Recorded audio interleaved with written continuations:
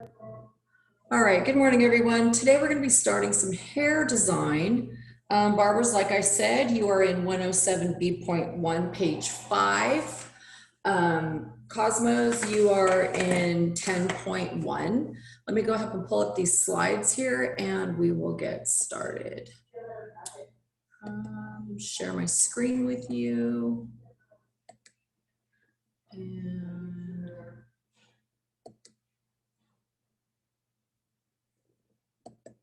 come on, there we go.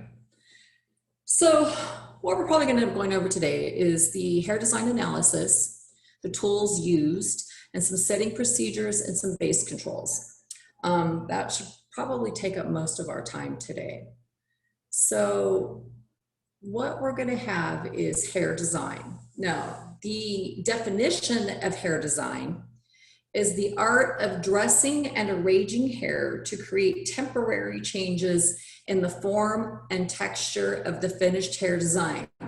Notice the key word there, temporary. That means next time you get it wet, you go to sleep, you know, sometimes even a strong wind or you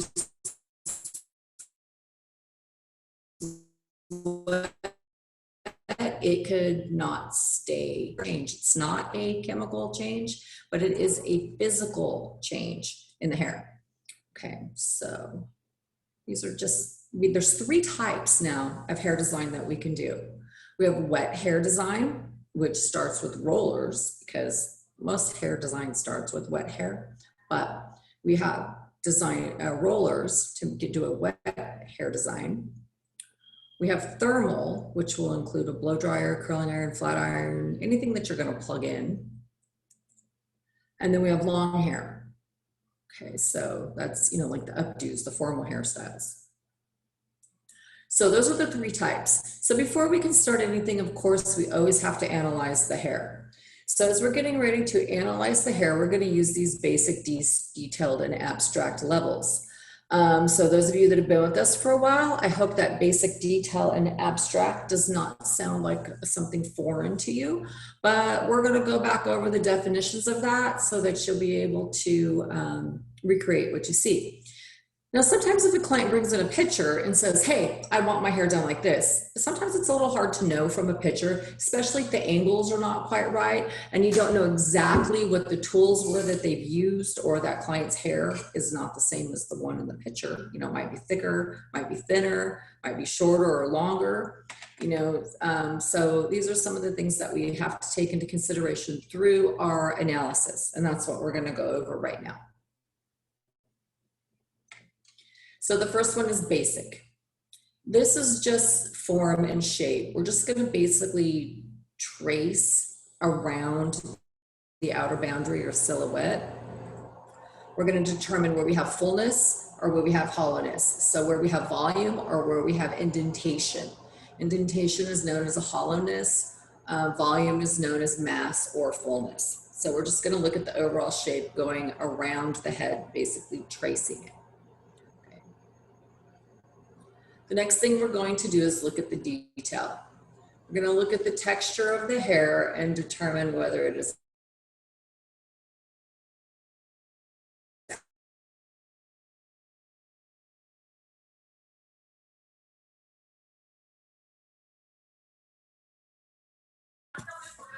Your screen is frozen. Is she frozen to anyone else? Yeah, she's frozen.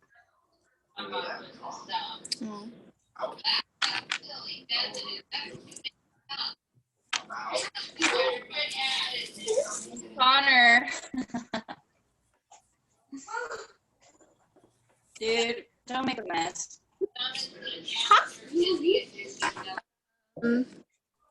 I am. What's going on over here? Huh? Leslie is host now.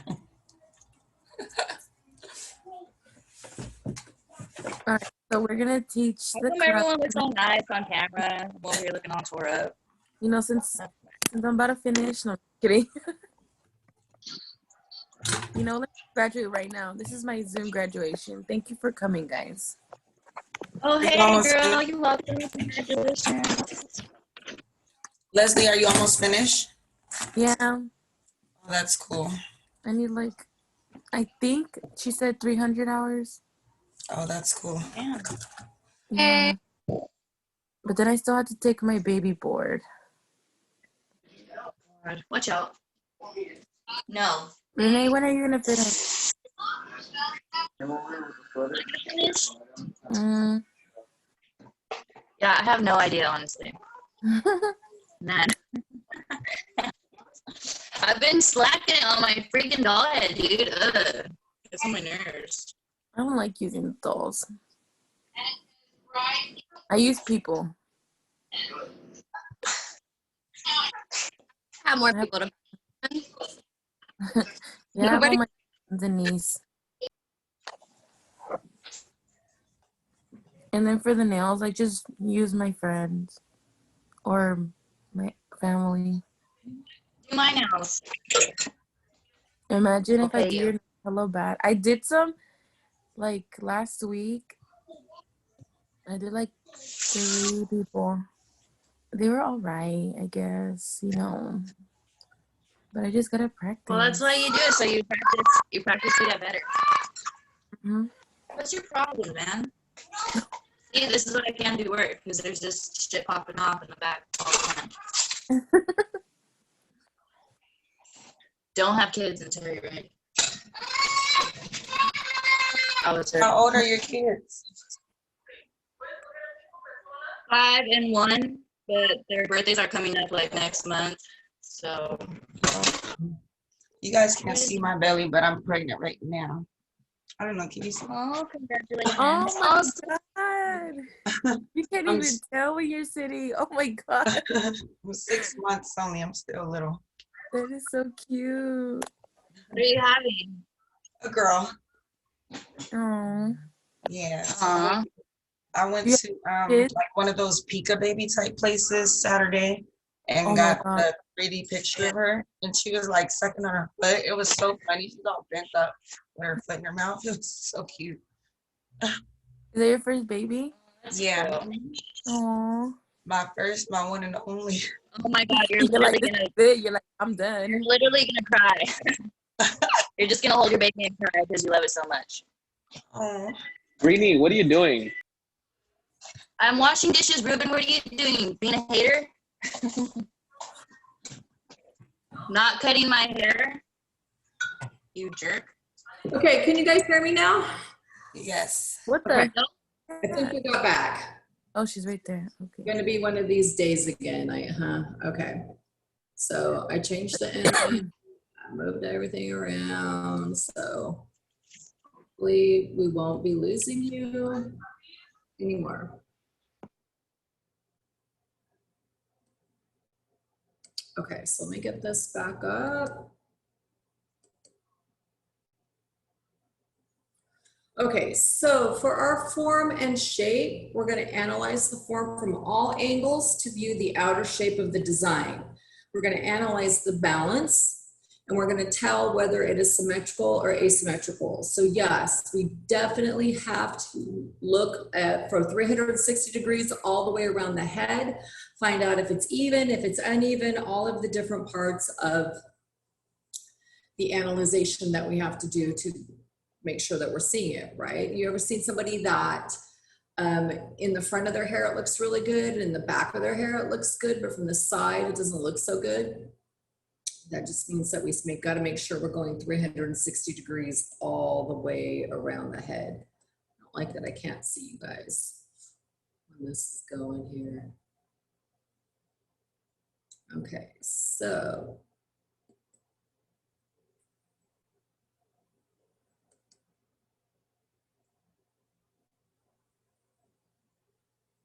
these are just the different forms of haircuts. So we have solid form. If someone's hair is solid, the way that you're going to identify that is that the perimeter line is where the weight is like going to build up at the bottom. It's going to look fuller sometimes around the bottom also.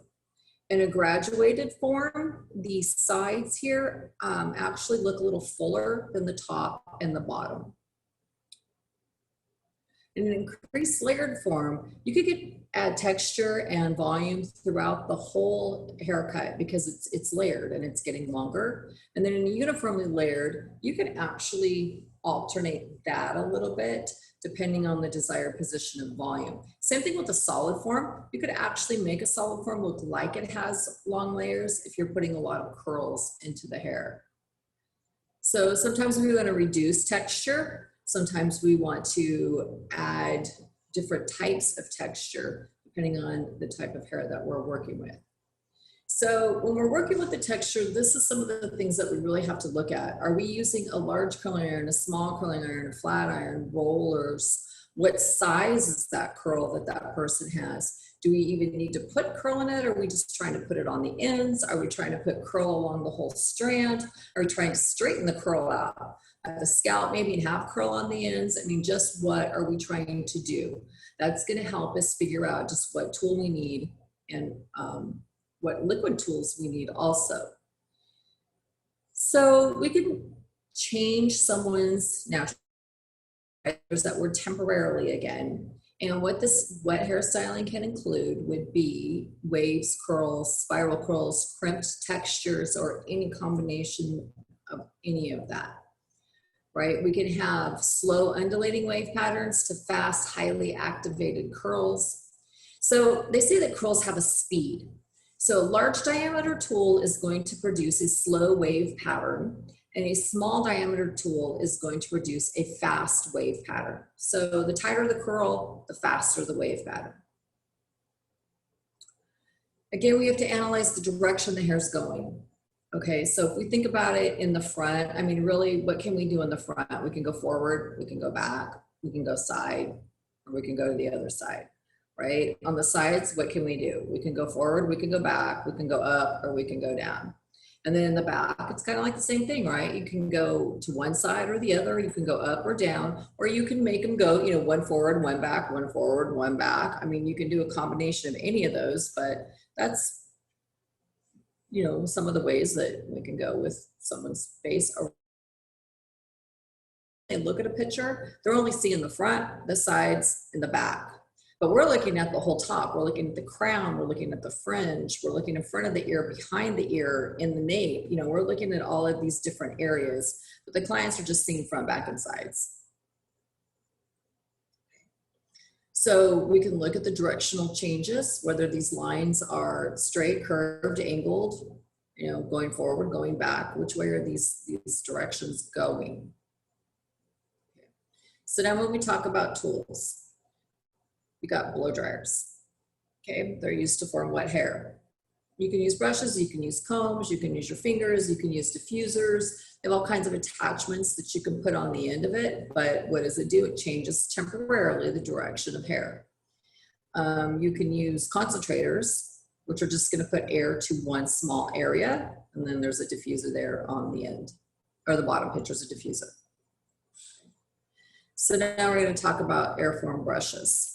So one of the things that we want to do when what we want to make sure that we're looking at when we have an airform brush is that we're able to get the airflow through the brush. Some brushes are made a little bit different than others so that we can get different amounts of air through. Like this round brush here, you know, it has metal on the inside. It's a fairly, probably what, 1.5 inches, maybe 2 inches around.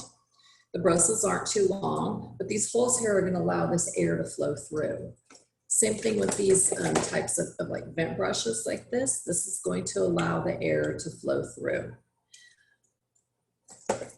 You can also use brushes like this without the air flowing all the way through it, or a paddle brush like this. What this is going to be doing is it'll be, you know, smoothing that cuticle out a little bit more and giving you more of a smoother finish, but you won't get the volume picked up like you will, like here's another type of that brush, but you won't get the volume that you would using like a brush that flows through. These kind of sometimes dry faster too because of the metal in the middle. Makes the hair dry a little bit faster. But again, what type of style are you trying to do? You know, if you're trying to just to dry the hair really fast and just have it kind of fly away, not fly away, but like a wilder type look, a vent brush like this is great because it gets the airflow through it, you know, it blows it out really nice. But if you want like a sleek, smooth design, or maybe with a little bit more curl at the ends or at the scalp, you know, use the round brush to kind of give that extra volume. And then if you just have short hair, you know, you might just use your fingers. You know, just use your fingers to lift the hair up and move it around the way you want it. So there's lots of different ways that we can use these brushes. But one of the things that we want to make sure that we're doing is using a heat safe brush when we're blow drying with that. Okay, round brushes, like I just showed you, come in many different sizes, small, medium, large. Some round brushes even don't have metal in the center, they have wood. Sometimes the wood works just as well.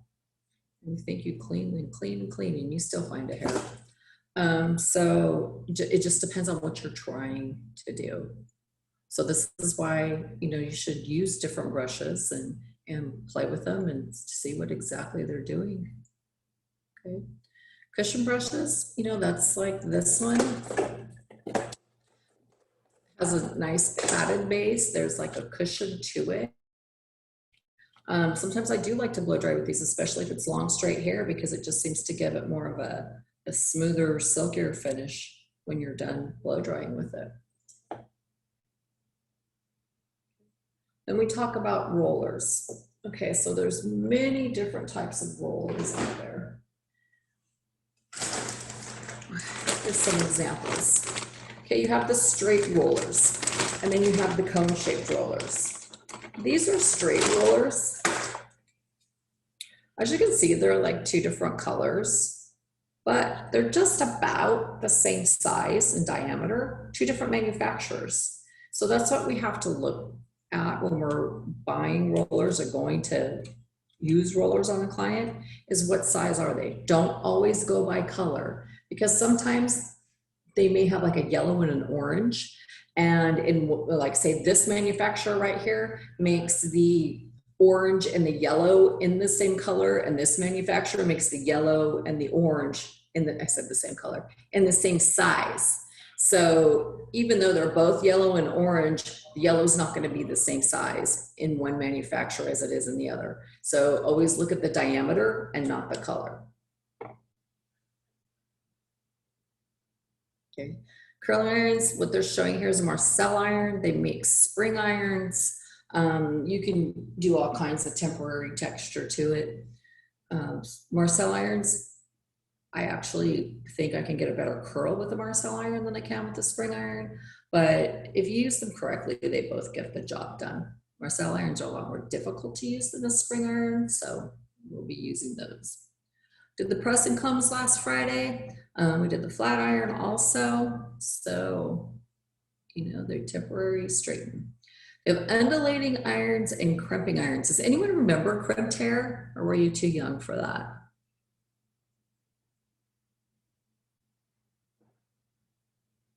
No one remembers? I remember mostly white girls wore that hair. No offense. I remember. Okay, none taken. Yeah, there was a lot of people who wore crimped hair in the 80s, because that's kind of was like the big, you know, the thing of the day, which was probably before any of you were born.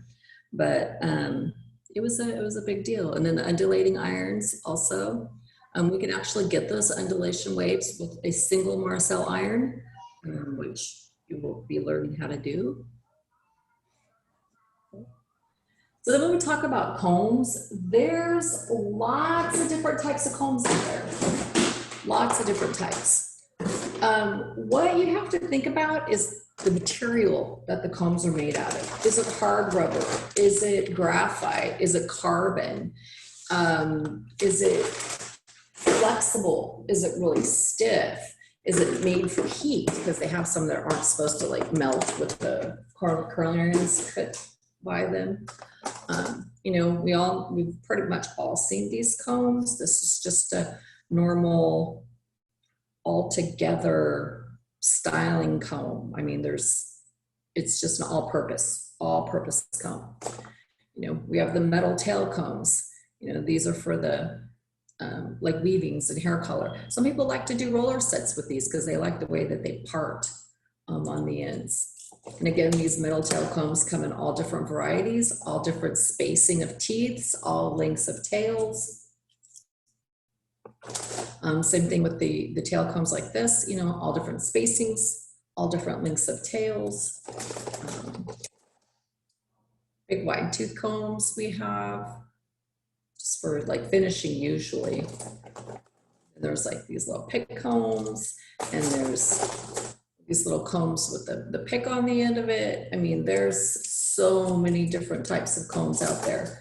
So, you know, I have tons of combs. I can't say that I like to use all of the combs that I have, but some of them I may only use on a certain hair texture, where other ones I might use, you know, every single time I do something. So a lot of it really does just depend on the type of hair and and what you like. Really, it's like what you like. What's the best? The best is what you like. Okay, so the molding comb is basically the all-purpose comb. The Master Sketcher is a pivot point thing. It's one of these, where is it? It is, oh, I could just find it real fast.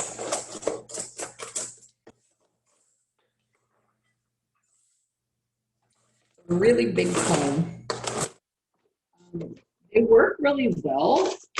I just find it really hard to hold on to because it's so wide that it almost digs into my palm. And I guess I don't have it in here. Sorry, I thought I did. It's almost like the styling comb. If you want breakfast from Waffle House, It's like the styling comb, let me know. but it's wider and you know, larger going through there. Fine tooth tail comb, wide tooth tail comb. So we kind of talked about that.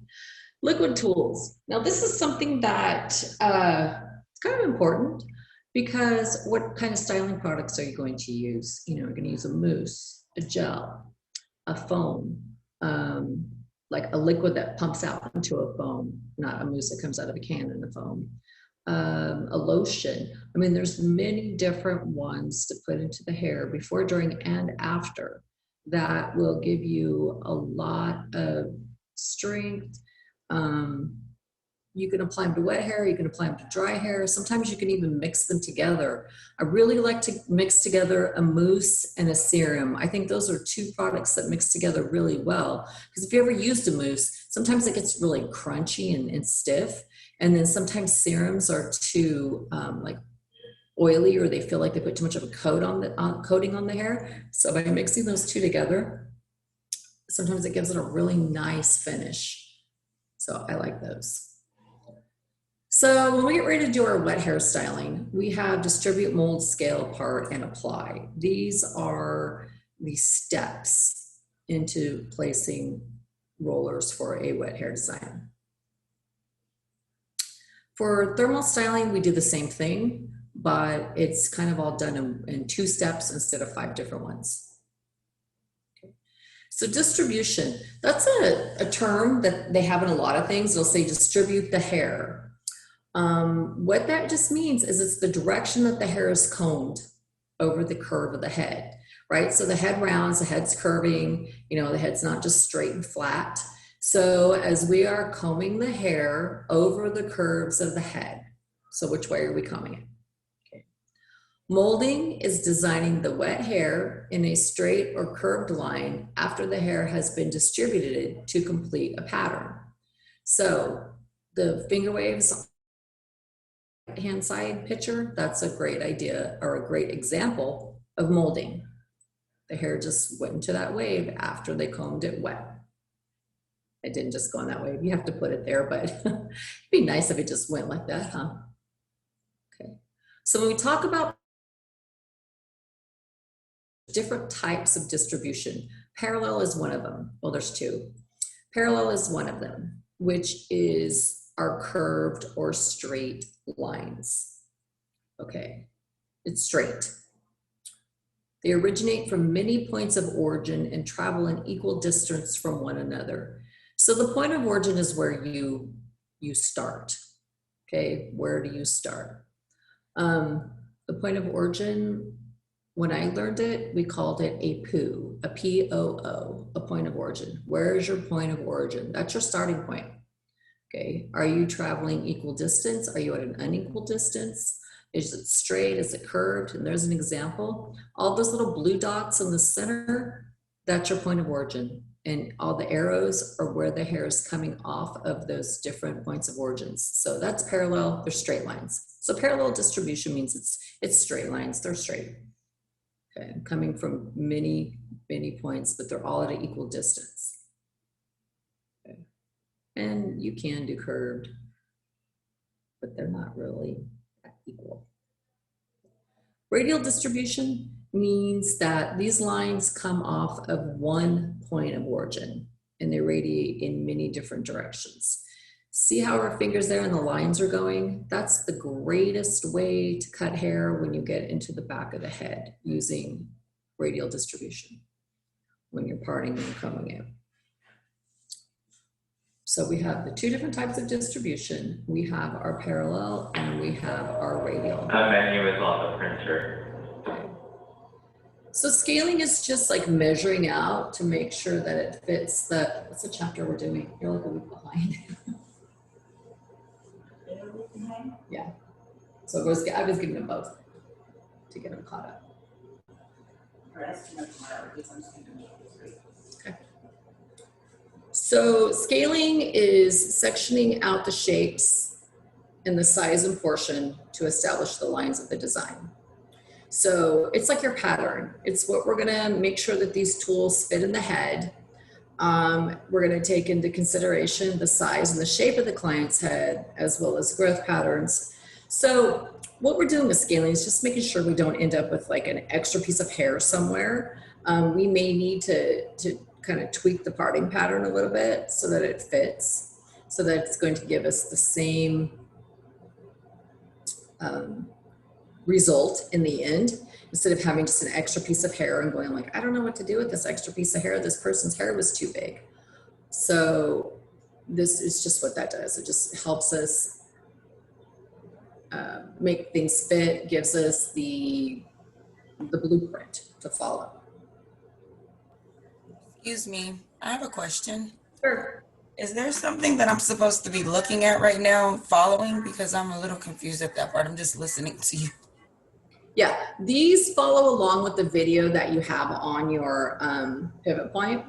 So, and it also follows along with your book, which, did you get a chance to download your books yet? No. Okay. So when you follow along with your book also, this will follow along with the book too. Okay, because I know before you were just sharing a screen and now I just see you. So I'm just listening to what you're saying. Seeing the shared screen? No. Oh my gosh. Okay. Does everyone else see your screen? I just see all you guys. No screen at all. Yeah, I don't see a screen. Okay. Well, that was terrible because I had the whole. I'm like, I'm just going through the slides, showing the slides when I was sharing my screen. Okay. I kind of figured I was supposed to be looking at something, but I'm like, I'm not looking at it. Yeah. Okay. Gosh, talk about technical difficulties, and that seems to happen sometimes. All right, let's try this again. Let me pull this up. Let me try this one more time. Come out, make sure that you yell at me if you can't see. Because I know the other day somebody said, your slides are just frozen. And I was like, oh, they were moving for me.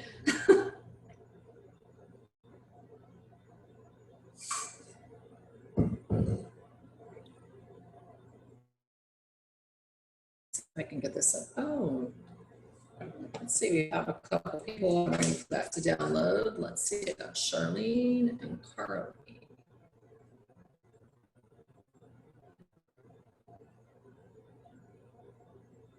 Did you see all the brushes that I was showing you guys? Did you see those, the brushes? I physically saw them when you were holding them up.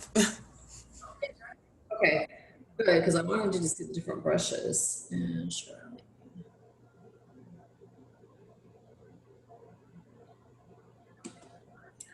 All right, let's try this again.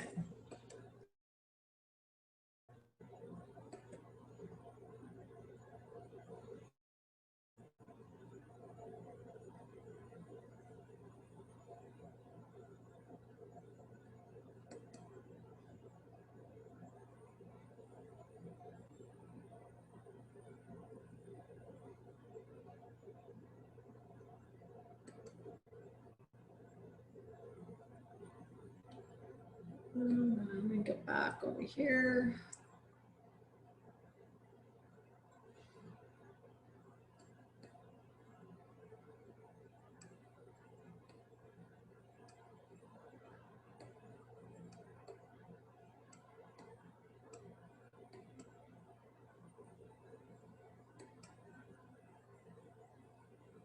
Let's see, as in distribution. All right.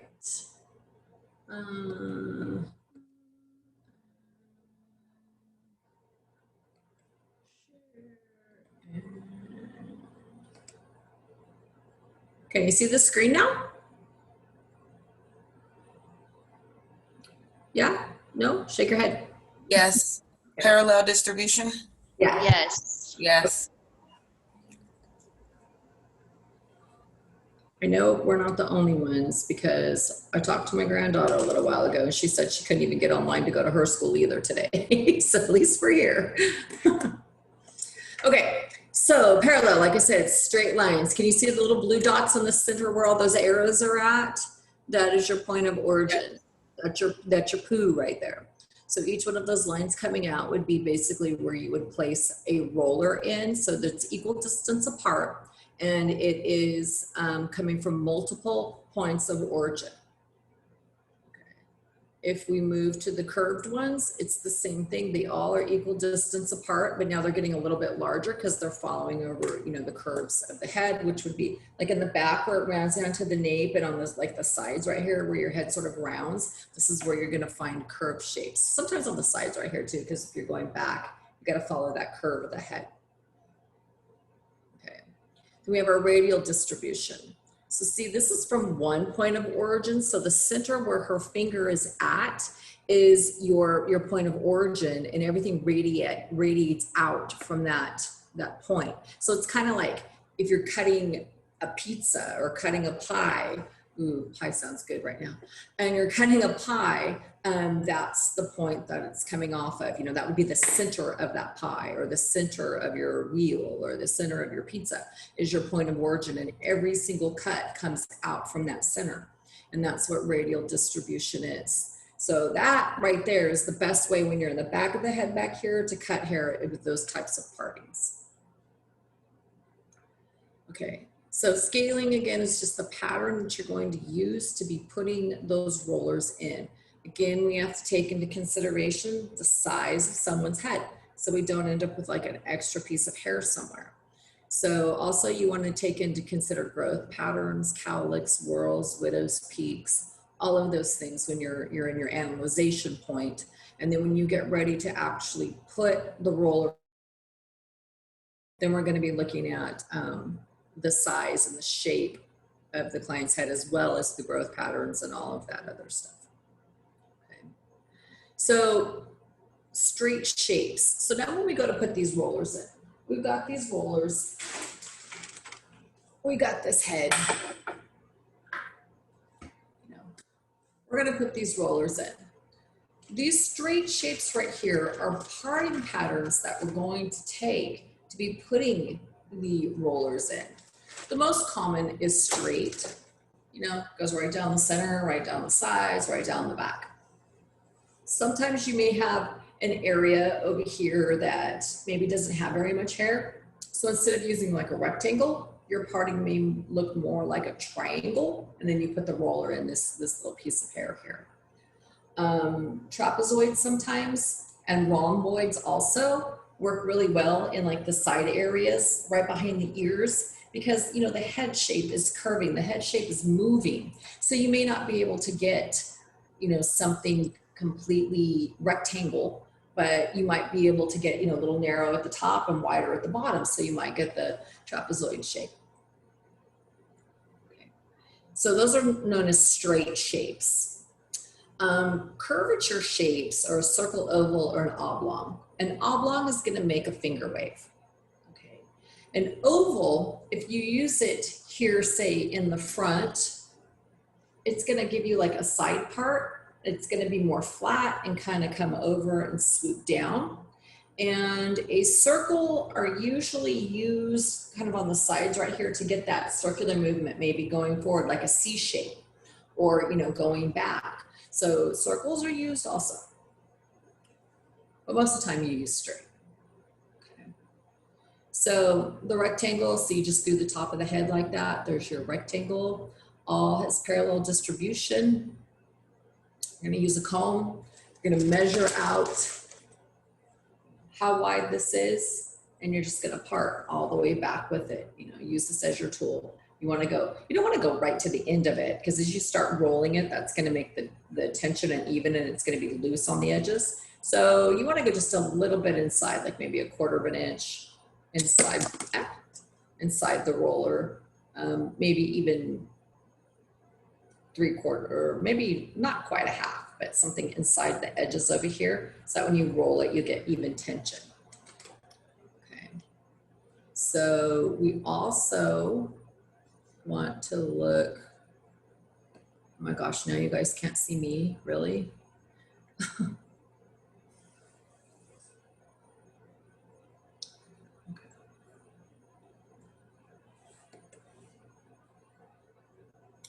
So there's the triangle, look there, backwards, forwards.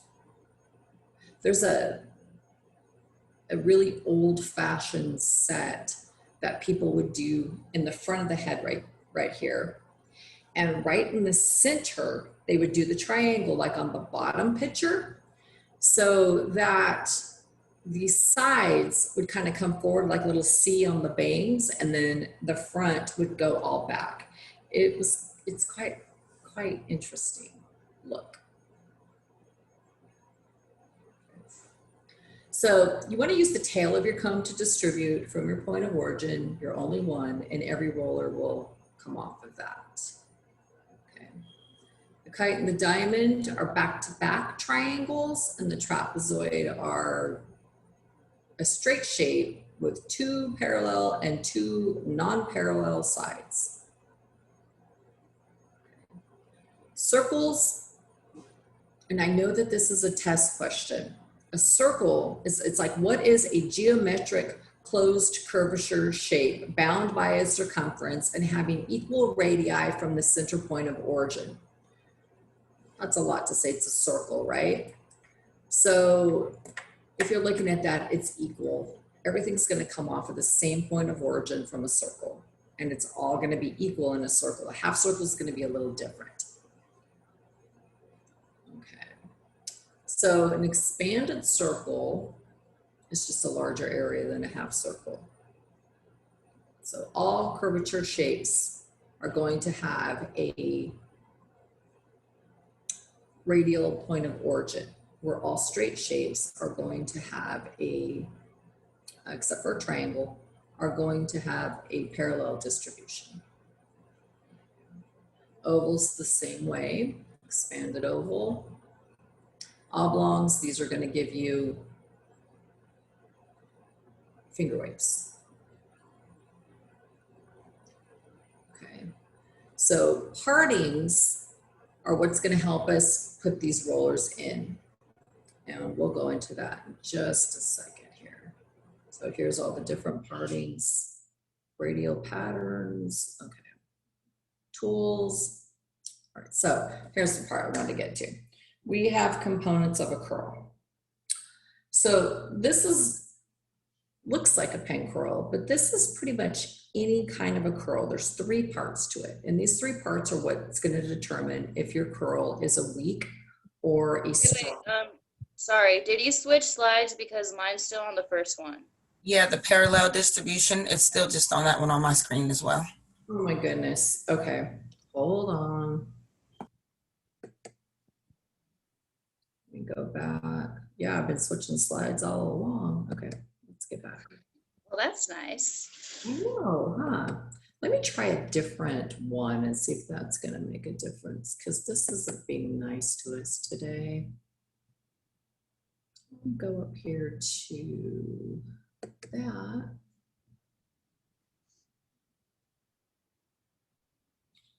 I want to get you to the components of a curl, because that's going to make the difference in whether your curls are strong or weak.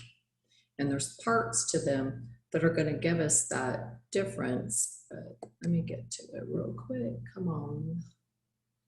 Come on, come on, come on.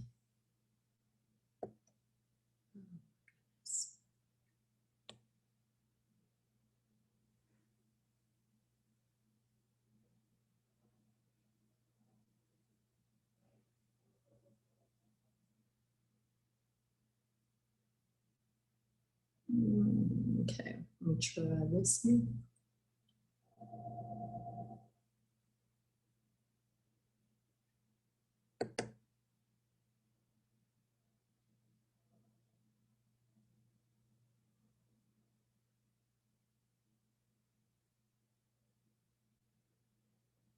Last week when we were having all these problems with Zoom, I actually got an email from Zoom saying that they were having difficulties.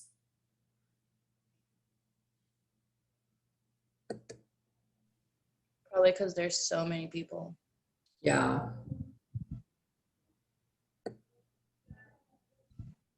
I know my grandkids are having problems trying to get on their school today. So, hello, Monday.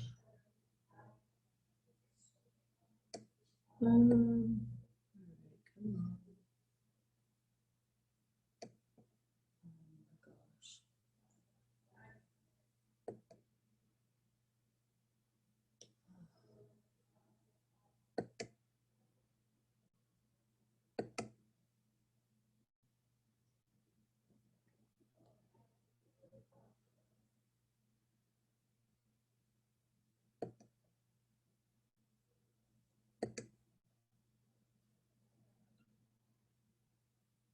If you want, go ahead and take a break while I work on this. So it's 10:55. I'll see you guys back here at 11:10. Okay. Okay. Perfect.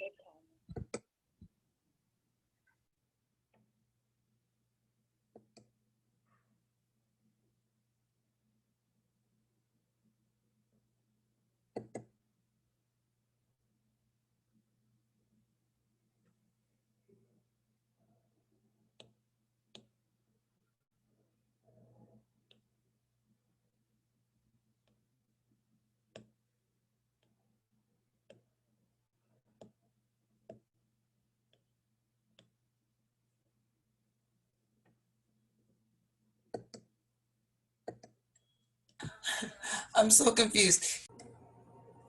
Okay, so we're back. Can everyone see this screen? Yes. Okay. So this is your parts of your curl. Okay. What we need to know about that is the base. Okay, it says the area between straight or curved partings within the shape, the section of the hair in which the roller or thermal iron or brush is placed. Okay, so that makes it sound real complicated, right?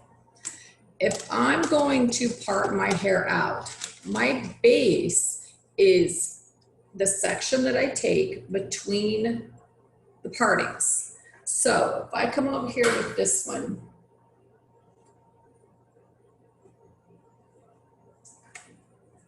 make sure you can see this. Smells like shaving cream. Okay. If I'm gonna come over here with these partings, and I'm gonna take a section of hair, and I'm gonna say, okay, this is how much hair I'm gonna put around this roller. The base is this part of the scalp. Okay, that's the area between the two sections that I'm putting this roller on. Right here at the scalp, this is going to be the base. Okay. The arc or the stem is the hair between the first turn of the tool. Now this desires or determines the amount of movement. So what this is right here's your base. Right before it starts to curve, right here at the top of the roller, area right here, that's my stem or my arc. This one right here is going to make more sense in just a second. Okay. Then the circle is the part that goes around. I mean, that's the part that I'm twirling around this roller. This whole area forms a circle. That's going to determine how large or how small my curl is going to be. Okay. Now, base control is where the stem makes the biggest difference. Okay, this is the size of the base in relation to the diameter of the tool. So what the heck does that mean? That means, can you see this screen? Yeah, okay. So this means that I have this much hair that I'm gonna put in here. How large am I going to be using my base control? You'll see it like 1x or 1 1/2 x. So what that means is 1 times or 1 1.5 times the size of my base control. So if I go to comb this hair, well, she wants to go to the side, so we're gonna give her hair to the side since that's the way she wants to go.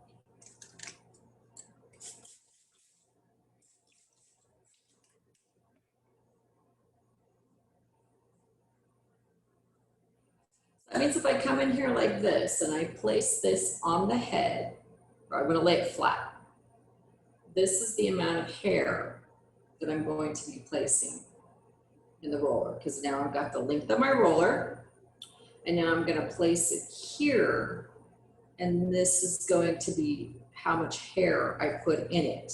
So this is the size of the base in relation to the diameter of the tool that I'm using. I just did a 1 times. That way if I roll this around, I have 1 times my base. Okay. If I want to do 1 1/2 times, I will go 1 1/2, and I'll have 1 1/2 times the diameter of my tool, or the thickness of my tool. They give me 1 1/2 times. You never want to go longer on your sectioning than the tool that you're using, but you can go wider at the base. Okay, so that's what base control means. Now there's some different types of base control that we can use. We use the straight volume, or we use indentation volume, just depending on what we're looking for on our base controls. Now base size, again, we talked about the 1 1/2, 1 1/2. Sometimes you can go 2 even, depending on what you're trying to do. Okay, so here's what we're gonna really talk about now is, let me lift this up a little bit more so you can see better.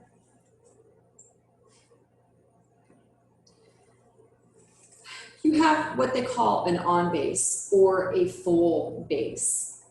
What this does is it gives you a lot of volume. Okay, it's usually 1 times the diameter, and it's rolled on here at 45 degrees away from you. And that's going to give us an on base. What this is going to do is control maximum volume. So what I'm going to do is take my tool here,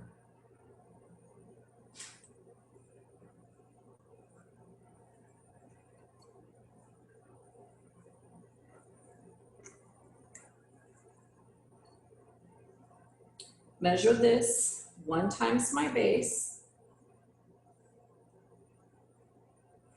comb this up. If I come straight up, that's 90 degrees. So if I come over just a little bit more, that's 45 degrees away from me. As I roll this back down, what I'm getting is right here at the base, this tool is sitting directly on the parting. Now, when you go to put a clip in, this one right here is known as a double prong clip, because can you see the 2 prongs on it? There's also these that are known as single prong clips. Let's see, what's that? Single prong clips. Single prong clips are really good for pin curls, where double prong clips work better for rollers. I mean, they both work no matter what you're doing them for, but that's just sort of like an idea. So what you want to do is take your clip, open it, like it's got these little things you can press on it, open it and place it right underneath so that it'll hold it there. Now this is parallel distribution that I'm doing. So if I come in and I take another one of these, do my 1 times diameter at 45 degrees or on base, it's a little bit too much here. Put this back away from me, 45 degrees. Grab this and roll it forward.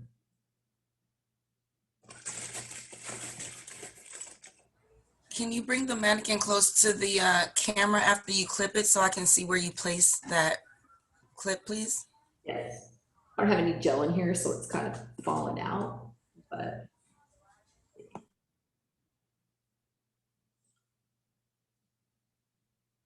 Right at the scalp. Can you see that? Yeah, perfect. Thank you. So what I would be doing here is giving her a very full bang with a lot of volume. Okay, so this is where we would want to use this on base control as an area where we would like a lot of volume. So usually on the top, right? Because that's usually where people want volume, is on the top of their head. Most people don't really want volume in the back here unless they have a style that calls for more volume in there. So, you know, if I was going to be doing this on a client, I would do my 3 in the front, and then I would move to the back here and go just back to the crown area. So as I'm back here in this part of the head here, using my tool for measurement. So see, now I'm scaling this out.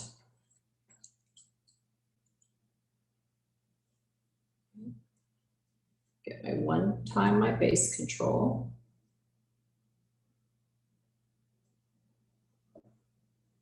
This up at about 45 degrees towards the front. Roll this back down. And remember, this should go around to get a good amount of curl, and so that it will last. This should go around your mannequin, your roller. The hair should go around the roller at least 1.5 to 2 times. If it goes less than that, you are not going to be getting a good curl out of that. This is a little short, but you're getting the idea here. See, I would just go to the crown right here.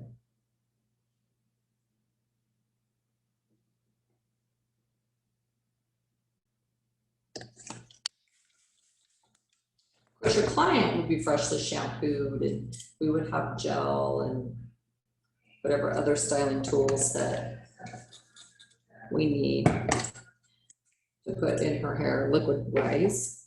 Now, once in a while, you get a client that their hair is just too stubborn to roll, and you just can't get that hair to stay around the roller, even when you put like a glove of gel on it. We just grab an end wrap from a perm, place that on there. Sometimes their hair will just roll up fantastic, and you don't have to worry about making it and fighting with it to stick on the rollers. Back in the day, when I first started going to beauty college, every single haircut was done with a razor because, well, not every single, but quite a few were done with a razor instead of shears, because the razor sort of gives you like a little jaggedy edge to it. And most women were coming into the shop and getting their hair done, you know, once a week. So it would roll around those rollers very, very nicely. Now, as I would come over here to the side, grab this one, pick it up. Because now I'm still staying with my front here. Bring this in at 45 degrees, or up at 45 degrees away from me.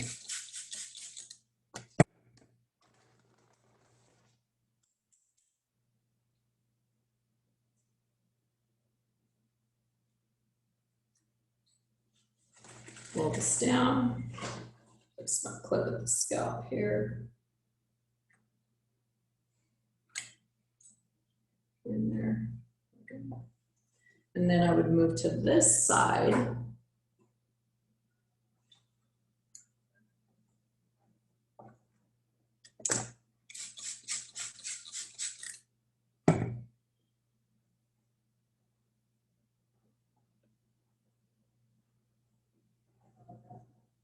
Scale this out. So I could probably go 2 here. So I'll get 1.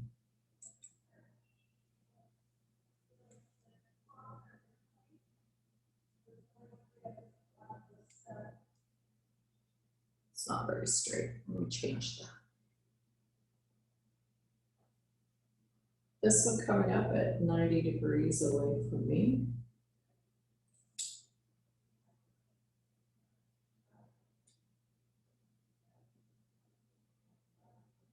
Or not 90 degrees, sorry, 45 degrees away from me.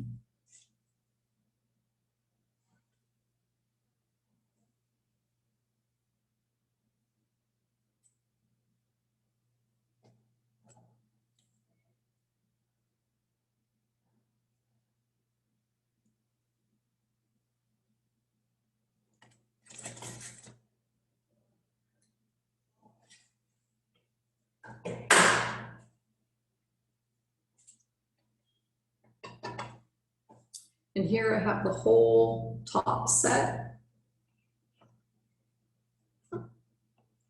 on an on-base tool position. So what this is doing is this whole top now is going to have like maximum volume and fullness once it's dry and we combed it out. It would just sort of, this would go to the side, this would go down with a minimal part here because these are pretty close and tight together there in that front area. The back up here would give me more height and this would kind of drape over that. So then what I would do for the rest of this, since that's going to give me the most volume when I'm doing it at 45 degrees away from me as I'm standing in front of it, the tool set's completely within the base. So if I look at this from the side view, I can see we're right at the scalp, or right where the base is, my tool is sitting right on top of that. You can see where the part is, so it's right there in that portion. Okay, so it's going to get the most volume possible. So the next one that we look at is half off base. This is directed 90 degrees from the center of the base. What this is going to do is just give me a in-between volume. If you're not sure what to use, this is the one you're going to go with. This is the one we use a lot, especially if we're doing like a perm wrap or a perm texture or something like that. So when I get to the sides over here, I want to do this at 90 degrees. So let's say I'm just going to do straight down and do all straight shapes with this squirrel. I come over here and I'm going to pull out my rollers. Here's getting a little shorter, so I'm going to get a smaller roller. So now as I come to measure this or scale this, I'm going to say it's about right here for the sides. 1 time diameter.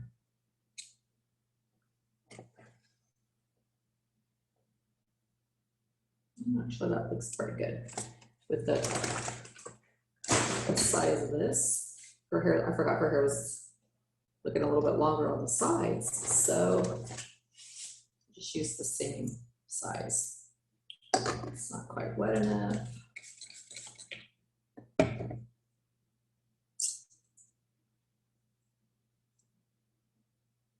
Straight out at 90 degrees from the way that the hair grows. So on the sides, 90 degrees is just straight out. See now what do? When you get over here on the side and you're like, oh, this is a little awkward spot because it's a little bit bigger than the 1 times diameter down there at the bottom, just a little bit bigger. So what I would probably do is just divide this in half. And you might find people that their spots are just a little bit smaller. Oh, you know why it was bigger? Because I had a smaller roller to start with, and then I switched it back up to a bigger one.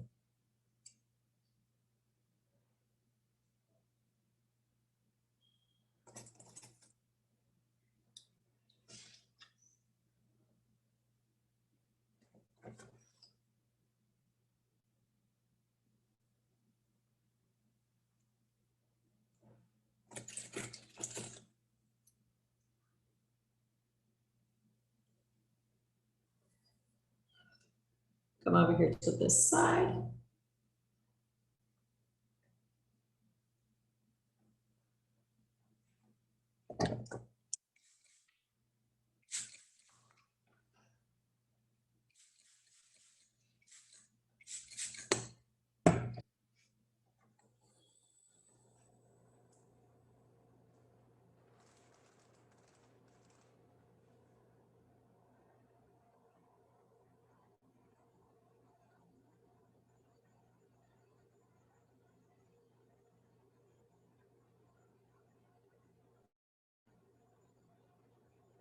So since I parted her hair on the side, this side over here is going to be a little bit different on the amount of hair that is on the side, just because it's heavier on the other side where the part's at.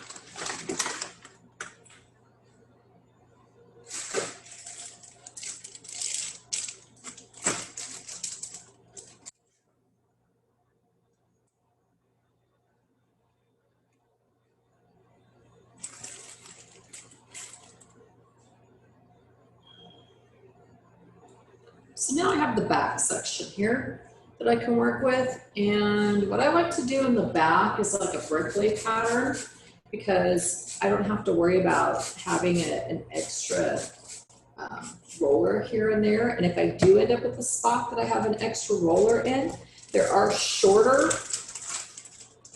rollers that you can work with instead of the longer ones, so you can make it fit the person's head. I always think of it like Tetris or something, where I've got to make all these pieces fit into one section. So as I come across here, I'm just going to go with my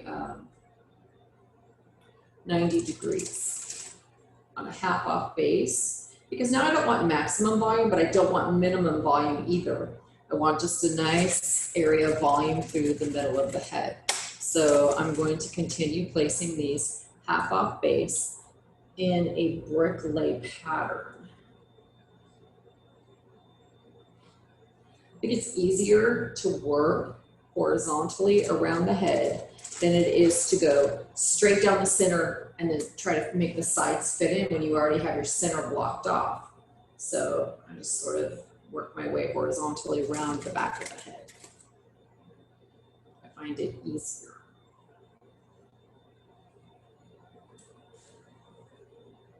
And I know I'm not measuring my one diameter, but I'm using the edges over here, and I'm using the previous roller that I just put in for the amount of hair.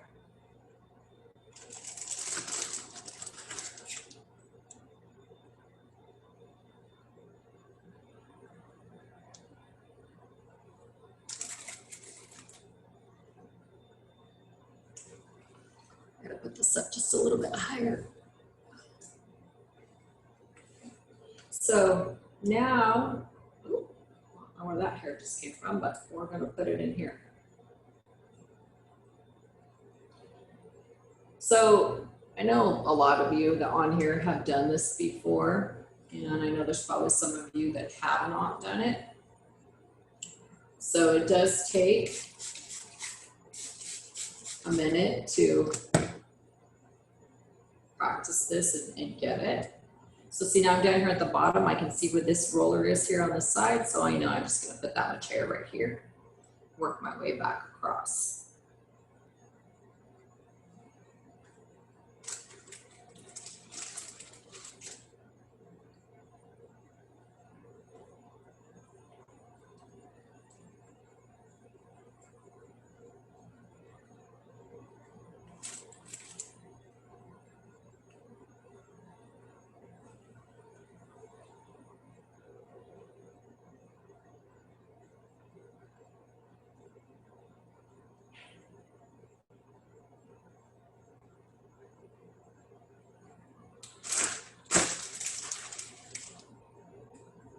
Any questions?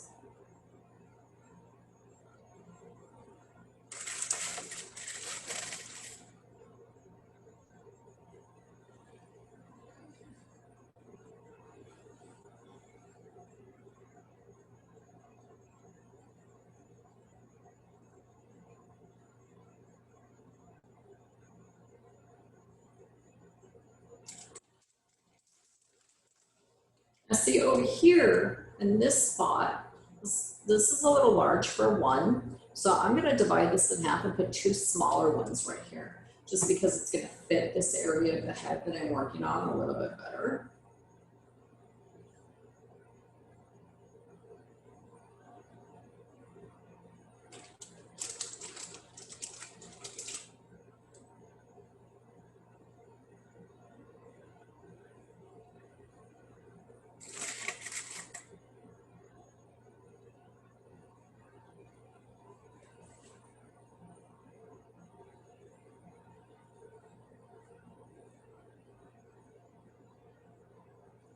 Actually, I think I can put a larger one right here.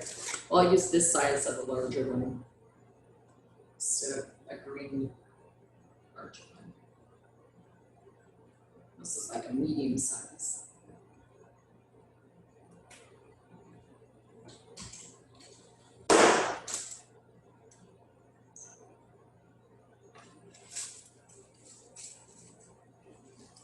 That one doesn't want to roll, so I'll just get it in wrap. Set on there. I can get in there. Okay, so you could probably do, how much hair do I have left? Yeah, I could do one more row like this on my half off base.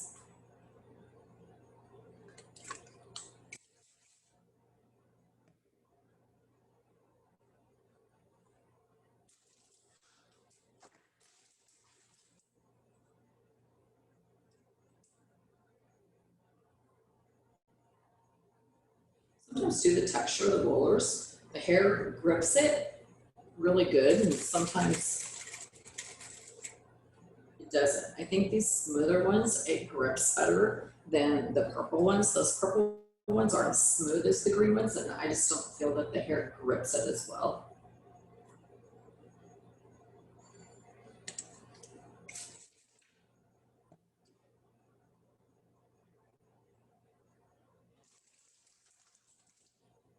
And you might really like the purple, the way the hair grips the purple than the green.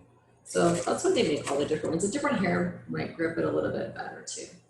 All right, so now I'm down into the nape area and I have this all rolled up back here. The next thing that I want to go for is my off base. What off base is doing is it's giving me less volume, which down at the bottom is kind of like what we want. We want less volume at the bottom. So as I go to do this now, it's 45 degrees away from me. So when I come in with my first roller,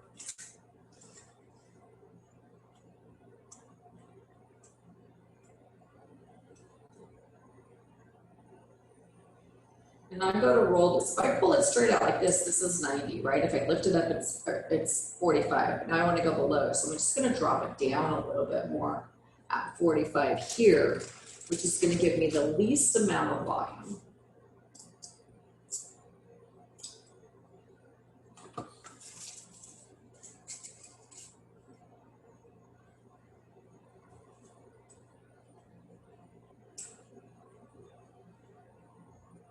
Notice I've not put my comb down one time. I actually had paper, a roller, and a comb in my hand all at one time. So get used to holding everything in your hands.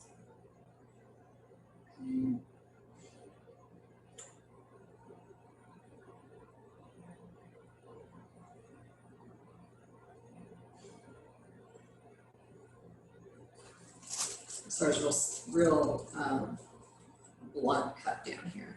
So it makes it a little bit harder to roll. Plus I don't have any product in here. I don't put any gel or anything, so it makes it really hard to roll without anything in the hair. See, now I have this little piece of hair here. So I'm just going to add a smaller one right here, just to kind of fill that in, that portion right here.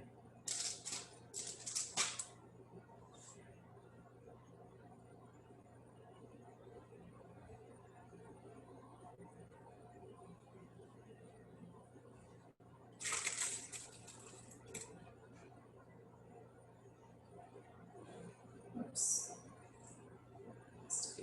Sometimes too, you might find an area that it's hard to clip. So if you can't get it from one side, try the other. If you can't get it to stay, you might have too much hair, you might not have enough hair, you know, readjust it, look at it and see what you're doing. This is gonna be tricky. I'm gonna go right at the scalp. So like that one's a little bit looser, so I need to come up here, move my roller, clip it. Sometimes you can put a clip on the other side too, if it's not just doing what you want it to do, and you're like, okay, that's gonna fall right out. Just give it another clip. Okay, so now I'm down here at the bottom. So I'm gonna go with the smaller ones because the hair's shorter. Then we'll go with the yellow.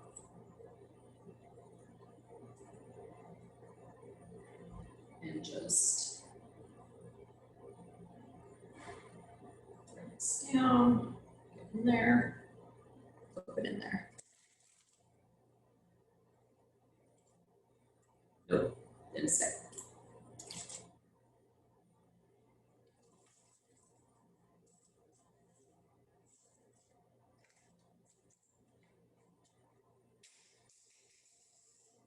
Yep, threw it across the floor, which means I need to pick it up, put it in my soap container, sanitize it, to be sanitized, sanitize my hands. Come on, get in there.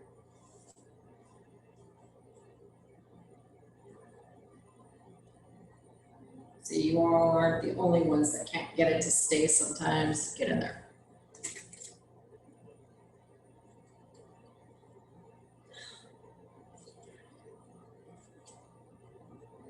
There, finally, huh? Okay, last one.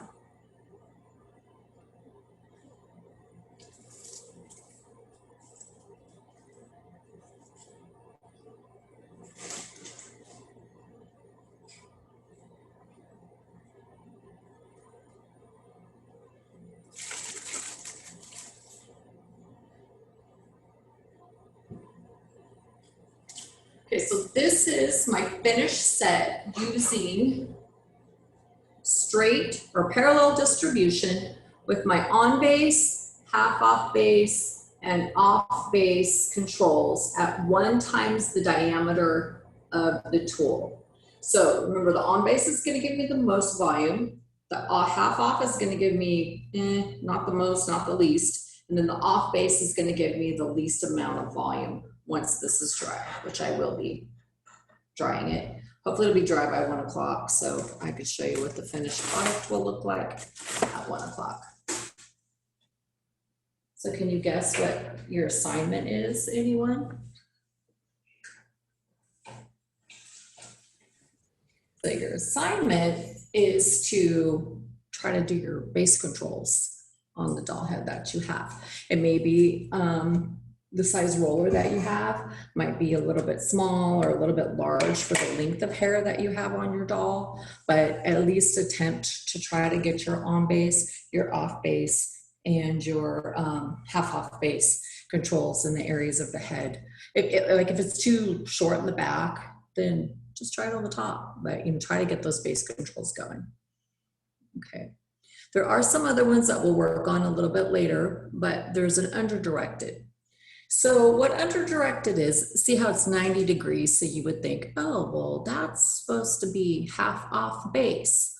But what it is the base at the bottom. So instead of a 1 times tool diameter, on an under-directed, you would be using 1.5 to 2 times the tool diameter. So remember, that's going to be the width across here. We'd be going 1.5 or 2 times instead of just 1 time to get an under-directed. What this does is it sits in the lower portion of the base, but not below the parting. Okay, and it's gonna give you reduced volume, but a lot of base strength. So it's gonna be stronger there, but not a lot of volume. Are you sharing slides again? Because there's, You're still not seeing them, huh? Okay, let's try this. all I see is 107.3 hair design skills. It's been on that screen for. Oh my goodness. Okay, let's stop. Let's go back over here.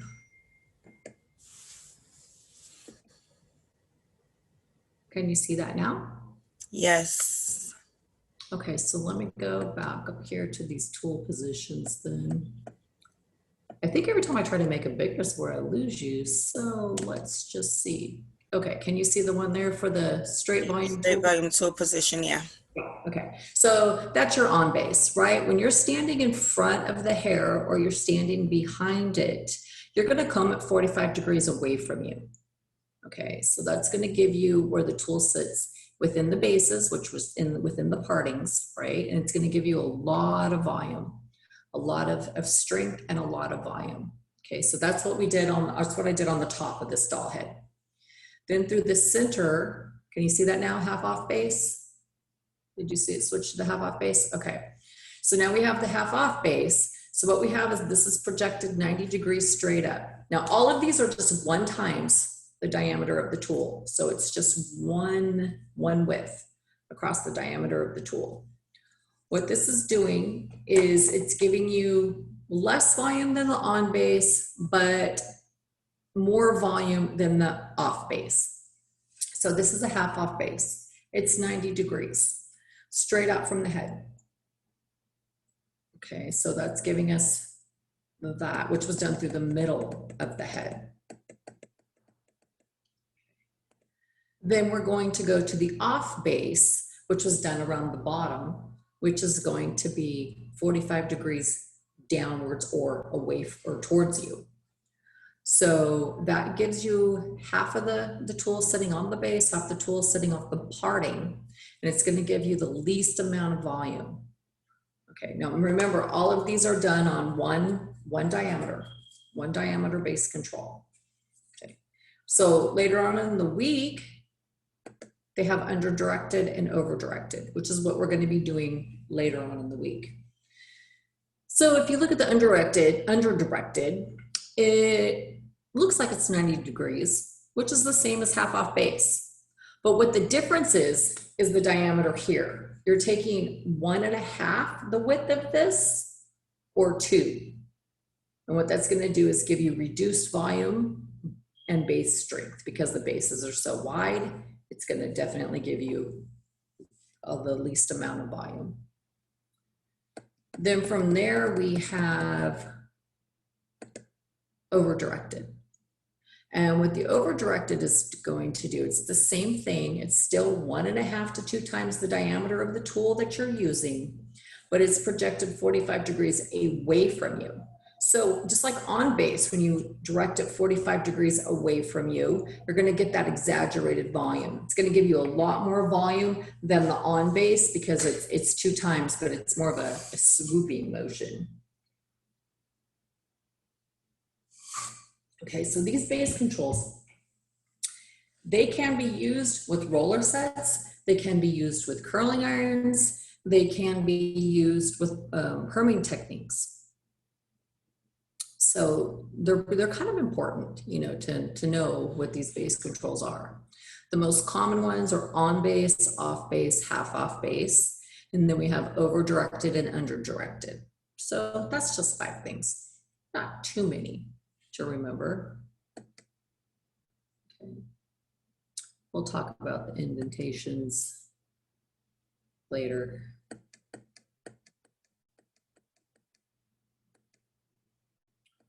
Let's see.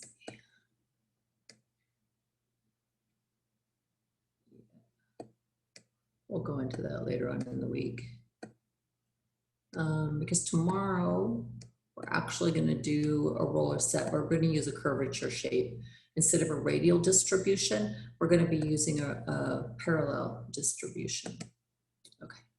So when it's all dry, which hopefully by 1 o'clock, this will be dry and we can comb it out before we go into theory and we can see how that works. Once it's dry, we have to mold it into shape. So, I mean, you just take the rollers out, it's gonna have curls in it. You know, you run your fingers through it, you might see some of the lines from where the partings were for the rollers. So we wanna make sure that we blend all of that together. So during this portion of it, you're going to relax to make it blend. During the relax portion, this is where they want you to use 1 or 2 cushion brushes. Sometimes we don't really use the cushion brushes. Sometimes we use natural, natural bristle brushes, just to sort of relax those roller lines. Now I've heard people say, oh, well, if I comb it out, I'm gonna comb it straight. Well, if you comb it straight, you didn't have your bases in there very well if it falls out, because if it's 100% dry and your bases are strong, it should stay in there. There shouldn't be any like, oh, my hair is falling out or my curl fell out. No, because you should be able to get that curl right back if you use the right amount of gel and you put that in there, the bases are strong enough, it shouldn't have a problem. Okay, 2 brushes sometimes are used because it reduces static electricity. So if you're brushing your hair with 1 brush and you have a lot of static electricity in your hair, use 2 brushes because sometimes that helps reduce that. It doesn't, sometimes it does. It reduces the static electricity. Okay. Then we're just gonna take the brush and we're just kind of dry mold it, which is combing it or brushing it in the direction that we set it. So we're just using our set. Okay, retracing the rollers, how we put it in the rollers. And then if necessary, we will back comb or back brush. What this does is it will make the bases a little bit stronger. It can give you more height. What else does it do? Just kind of makes it stronger and stay together a little bit better. Because, you know, sometimes like in cowlick areas, you know, it might separate. Or maybe in the back of their head where their roll is back here, their hair separates in the crown and they don't like that. So back combing will help keep that together and keep it tighter. You can use a back brush, which is performed on the surface of the hair. It's not quite as strong as a back combing. It's just kind of like more of a blending. It's done on the surface where back combing is done underneath the hair. So there is a difference and I'll show you some of that when we comb this out. I'll wait till tomorrow to do it. That way we can comb it out and go with the back combing and the back brushing. There's a lot of people who like back combing, which I always think it's kind of funny because I've always heard well, not always, but I heard this when I was in beauty college. If you don't pull the hair back combing in tight enough, if they don't feel their hair being pulled while they're back combing, it's not in tight enough. That's not true. You don't have to pull someone's hair to make sure you have back combing in there. You just have to do it correctly. Okay. So once you get that in there, when you get your back combing or your back brushing in there, you want to redefine that form. You want to smooth it out and you know, redefine it into the shape of the rollers. And then detail. This is those little finishing touches that's going to put you that 1 step above the person next to you. You all know how you like to wear your hair. We all have a certain way that we do our hair. And so this is what the detail is all about. It's in the detail work. Sometimes that's the hardest, trying to get what that person likes. I remember one time when I was in school, I did this lady's hair and I worked really hard. I tried really, really hard to get her hair, you know, back combed and styled and everything. And when I got done, I said, well, does that look like you? You know, how do you like that, ma'am? And she said to me, well, at least it's clean. So I almost cried. I felt like I worked so hard on her for her to tell me, well, at least my hair is clean. Yeah. So you might find someone like that, but just do your best. And then we have finishing tools. And when it comes to hairsprays, You know, there's firm hold hairspray, there's light hold hairspray, there's workable hairspray. And the workable hairsprays are kind of good while you're finishing the set because you just spray a little bit in there and it'll hold it, but it won't be hard or sticky like some hairspray, so you can still work with it. Those are nice. Then when you get done all completely, you can finish it with like a hard or a firm hold. So you should always ask your client, you know, what type of hairspray do you like? A firm hold, a light hold, you know, because people have their preferences and they'll let you know. There's shine serums, there's spray shines, there's serums for frizzies, there's creams that you can put on after you finish with your style just to help, you know, maybe it's kind of wild and you want to tame it down a little bit. Or maybe you've curled it and you want those curls to stay in, so a little bit of cream will help, you know, define that. So, you know, it's all about product knowledge when it comes to styling tools and supplies. You know, what type of hair does what type of product work best with, you know, so yeah, it's all about product knowledge. And luckily at the front desk, we have that Hume line and we have one of everything in there. So, you know, when you do a client, ask, experiment with different things and see what they do.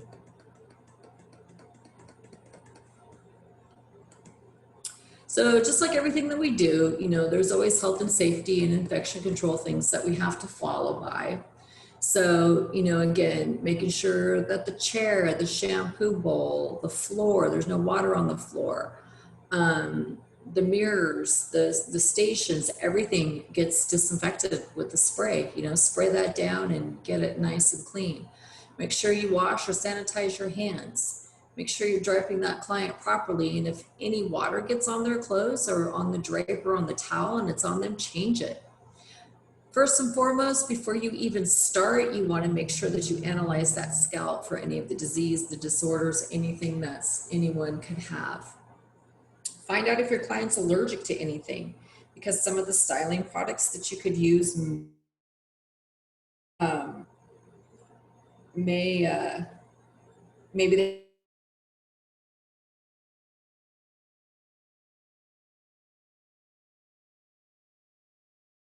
brush the hair prior to shampooing. If you go back there and spray that water on your client's hair and they have a nice big tangle, say in the back of their head, once you put that water in there, it's going to be a lot harder to get out.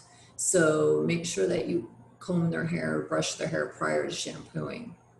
If you put your client underneath the hair dryer, make sure it's not too hot, you know, make sure they don't need anything, just always check it. There's a lot of women that go underneath the hair dryer and then, you know, about 10, 15 minutes later, you go back and check on them and you're like, hey, you know, can I help you? Or do you need anything? And they'll say things like, oh, I have to go to the bathroom. So, you know, make sure you check on them. And then when you're back combing or back brushing, make sure that you're not pulling the hair a lot because it could cause breakage. And we don't want to break the hair. Now, on the hair dryers themselves that you set underneath, the hooded ones that have the hood that come down, there is an air intake, just like on your blow dryer. I know we kind of talked about that last week on the end, how it has that little filter on it. Same thing. Make sure that those are cleaned periodically. Okay, if you're using a thermal iron, make sure that you test the temperature so that it's not too hot, right? If someone has chemically treated hair, you know you're going to have to use a lower temperature on that iron so you don't burn them. And then we always want to protect the client's scalp from when using thermal irons by placing that comb underneath the scalp, but we'll get to that. Make sure that the towels aren't wet. Yeah. Okay, neck strip. Always got to use a neck strip, right? Because that protects all of it. So now when we go and we meet a client, you know, phones, great invention. They didn't always have those. So many years ago when I was first starting, we had to guess. You know, we'd have to ask the client, so how do you like to have your hair done in the front? And how do you like your sides? And how do you like your back? And then we just kind of had to guess. Now everyone just brings in a picture and pulls it up on their phone and goes like, hey, boom, you know, here, this is what I want, which makes it so much easier than trying to figure out what the client wants. But you know, that's all part of your consultation. So meet and greet, right? These are known as the 4 C's: connect, consult, create, complete. So meet and greet. I mean, shaking hands is kind of not a thing to do right now. So smile and make eye contact. Introduce yourself and call them by their name. That's the best way to connect. You know, they know that you're that person waiting for them. During your consultation, you want to ask, you want to analyze, you want to ask again. You want to repeat back the way that you've understood what they've just said to you to make sure that there's no miscommunication. Because sometimes miscommunication is a big thing with us, right? We don't understand, or we take it one way and it's meant a different. So we want to make sure that we're asking. You want to create. As you're creating, that's actually like doing the service. As you're doing that service, we want to make sure that that client is comfortable. We have to do all of our sanitation and our health and safety laws. We want to be able to do what we said we were going to do. And we want to be able to teach that client, you know, oh, hey, now I'm going to use this gel that we discussed, or I'm going to use this hairspray. You know, hey, do you ever back comb your hair? Or have you ever decided maybe instead of wearing that bang straight down the front, you might want to try it off to the side? Have you ever tried that? Sometimes they say yes. You'd be surprised. And then when you're finished, you want to make sure that you do all your sanitation and disinfection, walk them up to the front, ask them to send their friends, ask them if they'd like to book another appointment. I mean, you could ask them, hey, you know, if you're happy with your service, tell your friends. You got any questions, concerns, comments, let me know. You know, I'll be glad to help you. So those are some things, you know, during a consultation that we need to do. That's the customer service portion of it. So we want to make sure that we're doing that correctly. All right, so it's almost 12, so I want to make sure I have everyone on here. Is there any questions? Valerie, Elizabeth. Okay, Joyce. Nick, Ruben, Gina, Leslie, Renee, Charlene, Crystal, Alejandra, and Tanya. When did you get on here?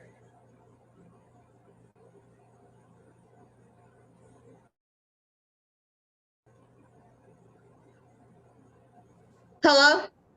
Hi, what time did you come on? I got on here when we first got on here, but then my computer died.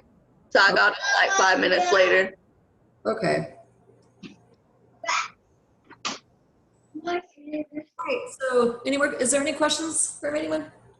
All right, so if not, you all have a good lunch, and I will see you back here at 1 o'clock. We're going to start electricity today. Hey, Miss Connie. Yes. Due to my situation, how am I gonna do the perm rollers and whatnot if I can't stand up for right now? That's a good question. It's kind of hard to stick it in your lap, huh? Yeah.